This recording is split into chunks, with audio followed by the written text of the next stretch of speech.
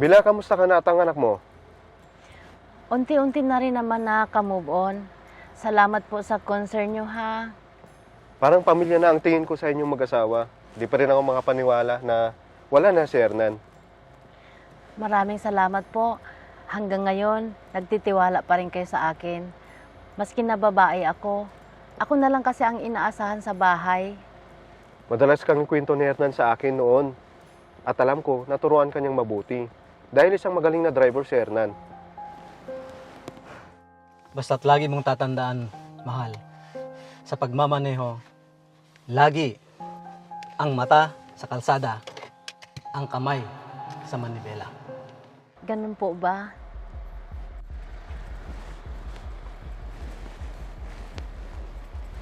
Siya nga pala, nandito na po tayo. Pwede ba na ikaw na lang ang buwaba? Pakibot mo lang ito dun sa lalaking yun. Para sa'yo naman to, isipin mo na lang na bonus ko sa'yo.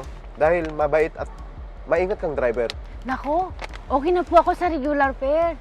Sige na, para sa'yo talaga yan. Pandagdag din sa panggastos yun ng anak mo. Salamat po.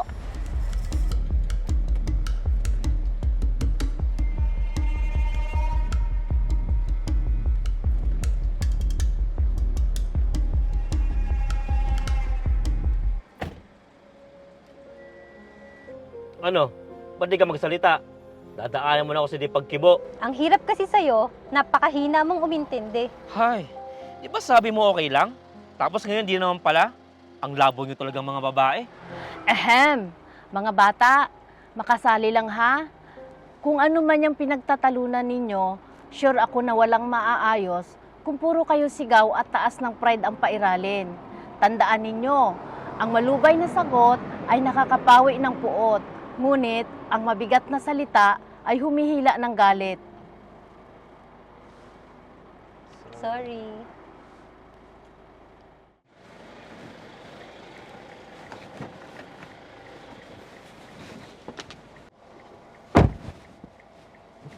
Saan po tayo, sir? Pakitid ako sa may Star Hotel. Pakibilisan lang ha. Baka malita ako sa appointment ko. Okay po, sir. Pakilagay na lang po ng seatbelt natin.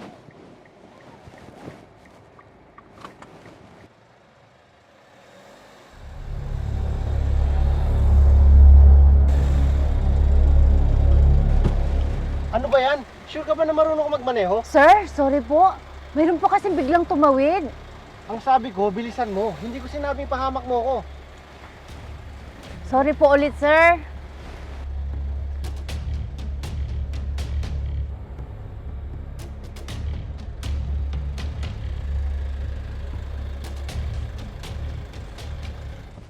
Andito Okay, na sige, po sige. tayo, Andito na sir. ako.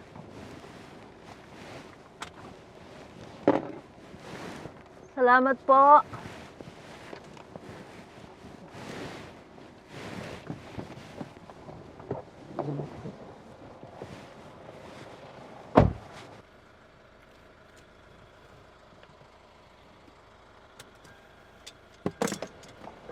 Sir, wait po!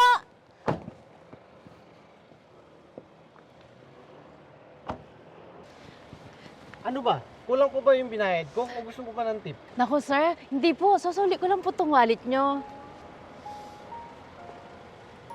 Pasensya ka na ha. Medyo may problema lang kasi sa kumpanya namin. Kaya medyo may tulo ko. Sorry sa inasal ko. Wala po yun, sir. Next time po, pag-book po kayo ulit sa akin, ha?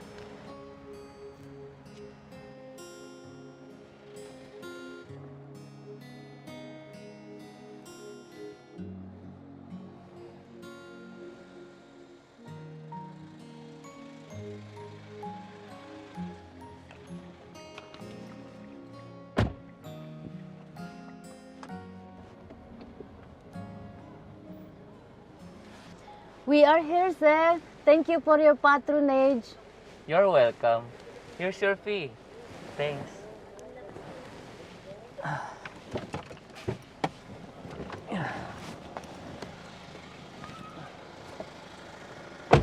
Nako, ang laki ng binigay ni sir. Siguro hindi niya alam ang palitan ng pera niya dito. Saglit lang, susulit ko to.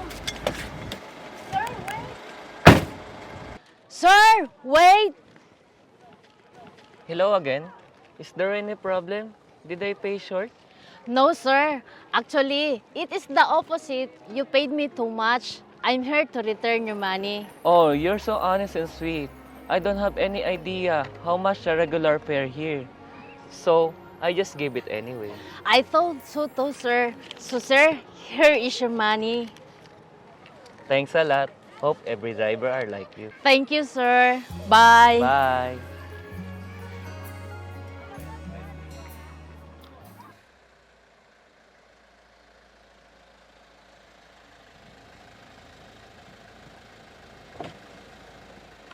Ano ba naman to? Sino kaya may-ari ng kotse na ito?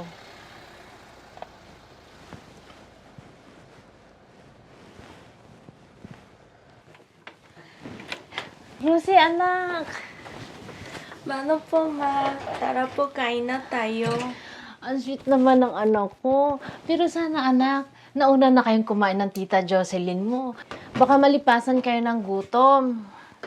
Sinabi ko na yan sa kanya.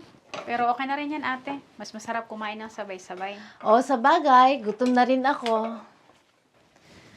Nga pala, nakita niyo ba kung sino yung nag-park dyan sa harap ng bahay? Nakita nga daw ni Rosie kanina. Diyan dumiretso sa kapitbahay. Opo, ma. Lalaki po. Ganun ba? Okay, kain na tayo.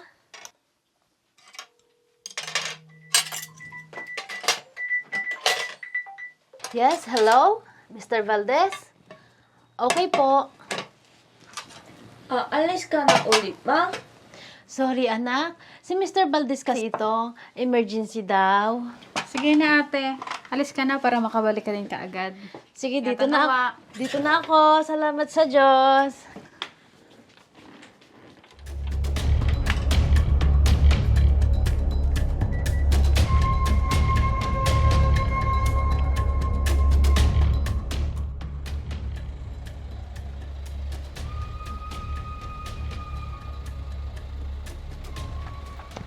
Good day, sir. Saan po tayo ngayon? May malapit ba na coffee shop dito? Pwede ba dumaan muna tayo doon? Okay, sir. May alam po ako.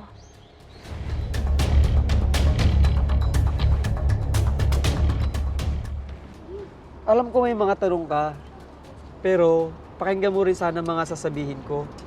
Ako nga pala si Arthur. Hindi ko na sana babanggitin. Pero 'di ba ikaw yung lalaki nung isang gabi? Stalker ka ba? Ako? Stalker? Naku, hindi ah. Pero it's okay kung yun yung naging unang impression mo sa akin. Sorry nga pala that other night kung bigla akong umalis. Ah, ganon. So ano ba talaga ang pakay mo? Isa akong undercover agent at matagal na namin binabantayan mga activities ng kotse nyo. Ha? Ano ibig mo sabihin? Wala akong ginagawang masama. Diba? Regular na customer mo si Mr. Valdez. Oo, pero mabuti siyang tao.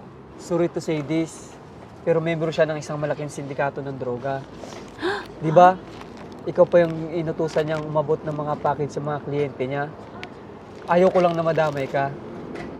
Ibig mo sabihin masamang tao si Mr. Valdez. Bila, kamusta ka na? At ang kawin niya na ang tingin ko sa inyo mag-asawa. Ang bonus ko sa iyo. Dahil mabait at mainit ang driver. Oo. At ikaw ang ginagamit niya without your knowledge. So ano ang dapat kong gawin, Arthur? Iga-guide ka namin kung ano mga dapat mong gagawin. Willing ka ba makipagtulungan sa amin? Oo, baka madamay pa ako, pati ang pamilya ko.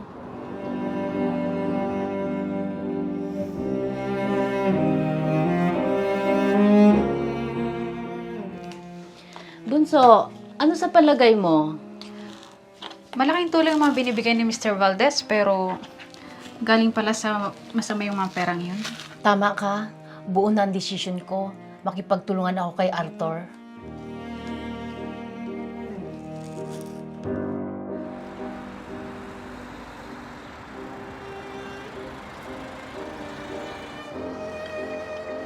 Good day po, Mr. Valdez!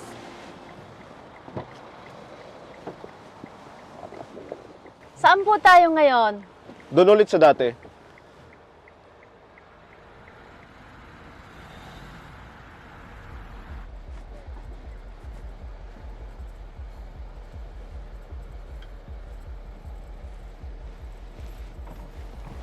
Ito para sa'yo. Sorry, hindi ko na po matatanggap yan. Di ba napaliwanag ko na kung para saan ito? Alam ko na po ang totoo. Ayaw ko pong gamitin ang aking sarili sa kasalanan na maging kasangkapan ng kalikuan. Dapat ihandog po natin ang ating sarili sa Diyos na maging kasangkapan ng katwiran. Ha? Di ko alam mga sinasabi mo. Matagal yun na po pala akong ginagawang tagahatid ng illegal na droga. Hindi niyo po ba naiisip kung anong mangyayari sa anak ko? Kung sakaling makulong ako dahil sa masama ninyong gawain, dapat magbago na po kayo bago mahuli ang lahat. Mr. Valdez, Ano to? ikaw ay hinuli namin sa salang pagbebenta ng illegal na droga. Ikaw ay may karapatang manahimik o magsawalang kibo. Ano man ang iyong sasabihin ay maaaring gamitin paboro laban sa iyo sa anumang hukuman. Ikaw ay may karapatang kumuha ng abogado at kung wala ka ng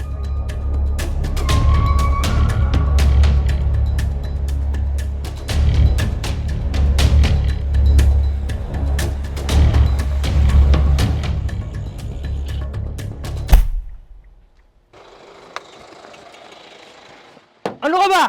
Di ba nakitang nauna kami? Ba't dumiretso ka pa? Good day po. Pagkakaalam ko po, kami po ang nasa right way. Dapat kayo po ang nag-giveaway sa amin. Hindi ba alam magkano mga bike namin? Baka mas mahal pa mga to kaysa sa sasakyan mo. Ako po si Bella. Idaan po natin sa legal na usapan. Sakto po, pulis po itong kasama ko. Ay, good morning po, sir. Sa totoo, wala naman po nasaktan sa amin. Tingin ko, okay na po kami dun. Sige po, pauna na po kami, sir. Sige, ingat ha sa susunod. Sige po. Alam mo, Bella, napabilib mo ako. Talagang di mo pinatulan yung bastos na biker na iyon. Sanay na rin naman ako sa mga ganyang sitwasyon. Iniisip ko na lang din na baka pangit yung araw ni Kuya, kaya iniintindi ko na lang din. Pero iba ka pa rin sa lahat ng mga nakilala ko na may, di naman kagaya mo na may mahabang pasensya. Dapat kasi gamitin natin ang ating kalayaan sa pagpili ng mabuti para makapaglingkod tayo sa ating kapwa. Gaya nga ng nakasulat sa Biblia na ibigin natin ang ating kapwa na gaya ng ating sarili.